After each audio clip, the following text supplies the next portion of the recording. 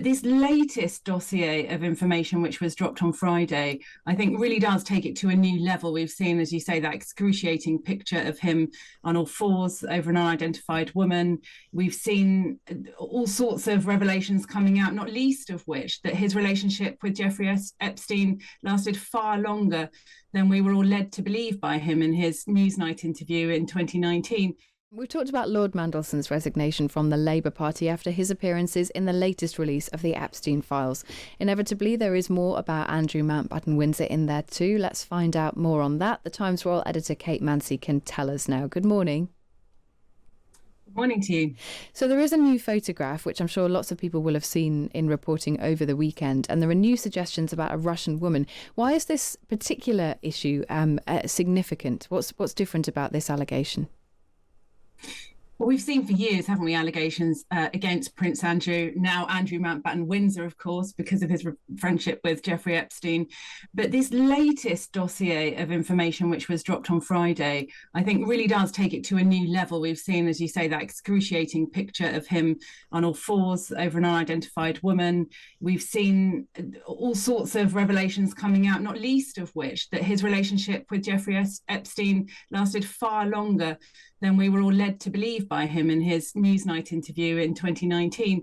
Now, what this does is that it shows really that the extent of the depth of the friendship between the two of them, not just Andrew liaising with Epstein to meet up with 26-year-old Russian women in London, but actually some of the business deals that he was arranging behind the scenes. You know, these documents show that he had offered Epstein confidential documents about a business deal in Afghanistan, for example.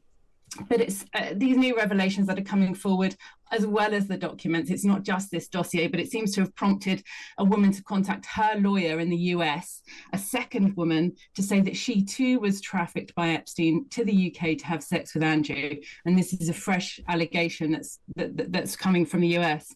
And would have happened, the allegation suggests, in a royal palace as well, or a royal property, which I think is the first time that we've seen an allegation of that particular type. I mean, I suppose the question, Kate, as you say, it's a long line of allegations. What really can happen from here that hasn't already happened to Andrew? Could he be forced to testify in America or give evidence in some other kind of inquiry? Well, this is interesting, isn't it? He's always denied any wrongdoing. He's never cooperated in that respect. It's interesting, Sir Keir Starmer making the strongest comments we've heard from him yet with regards to Andrew, saying that anyone with information should testify to US Congress. Now, I was speaking to people around the palace, and the tipping point for the King last year was the fact that Andrew had misled people about the timescale of his friendship with Epstein. Now, obviously, that led within a few weeks to him being removed, you know, all his royal titles removed. He's no longer a prince. He's no longer Duke of York.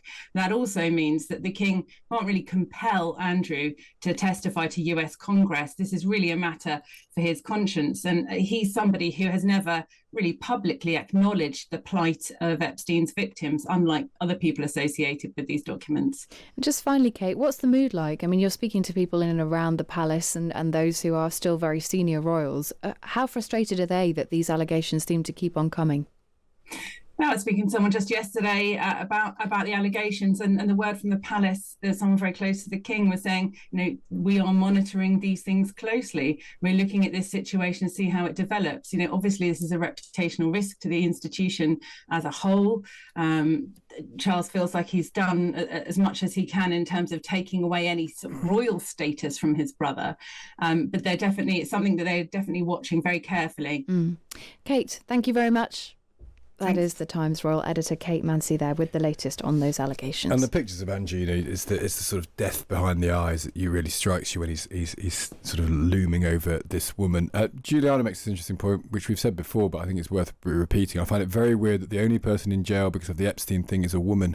He ran a sex ring for the elite, and the only one convicted is a woman after all these years. It's very interesting that no Americans seem to be dragged into it. No, what Clinton has been named all across these things, and yet doesn't seem to have lost anything as a result of it. One area that I think we might look into tomorrow, Kate, you mentioned a Russian woman. There's this feeling of compromat around all of this. That who are the women? Where do they come from? Who is controlling them? It'd be very surprising if a state like Russia wasn't aware that this type of behaviour was going on.